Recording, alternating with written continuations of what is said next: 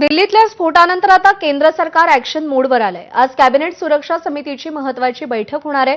पंतप्रधान मोदी भूतानवरून परतल्यावर ते सीसीएसची बैठक घेणार आहेत। दिल्ली स्फोटानंतरच्या तपासावर या बैठकीमध्ये मंथन होईल। पंतप्रधान मोदींनी काल भूतानमध्ये जोरदार प्रत्युत्तर देण्याचा इशारा दिल्यावर बैठकीत काय निर्णय होतो याची उत्सुकता लागून राहिली आहे।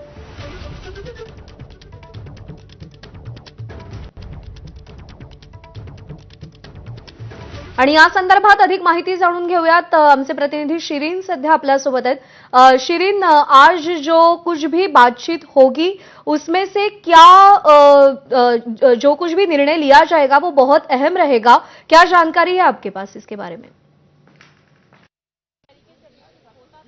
बिल्कुल, और ये सारी जानकारियां जो जुटाई गई हैं इसमें सीसीटीवी का भी एक अहम किरदार रहा है, एक अहम रोल रहा है, जिसके जरिए ये पता लगाया गया कि आखिर कहां से वो उस गाड़ी का मूवमेंट क्या रहा, उसका रूट मैप क्या रहा और किसके बाद वो यहां पर पहुंची और मूविंग थी उस वक्त। जिस वक्त उस कार में धमाका हुआ वो बहुत धीरे धीरे चल रही थी। इस तरह की जानकारी जो आप दे रहे हैं वो जांच एजेंसी की तरफ से बताई जा रही है। अच्छा देखिए, अब क्योंकि जांच रिपोर्ट का इंतजार है और उसी के बाद बहुत सारी चीजें साफ होंगी।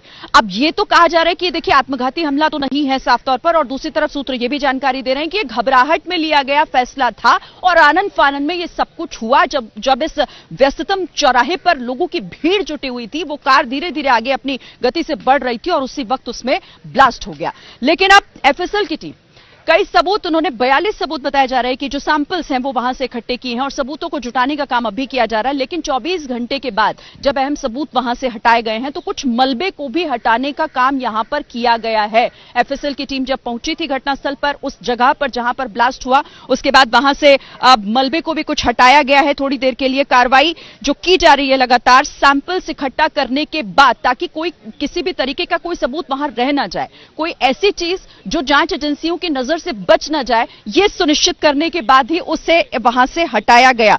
और इस पर लगातार अब एक्शन लिया जा रहा है और इसीलिए हम लगातार कह रहे हैं कि देखिए जांच रिपोर्ट महत्वपूर्ण है इस मामले में। जब वो सैंपल्स की रिपोर्ट निकलकर सामने आएगी, जब जो सबूत अभी तक इकट्ठा किए गए हैं, जो सैंपल्स अभी तक इकट्ठा किए गए हैं, उसके बाद ही पूरी तस्वीर साफ होगी। एक बार फिर से जरा आप मेरे पीछे की तस्वीर देखिए।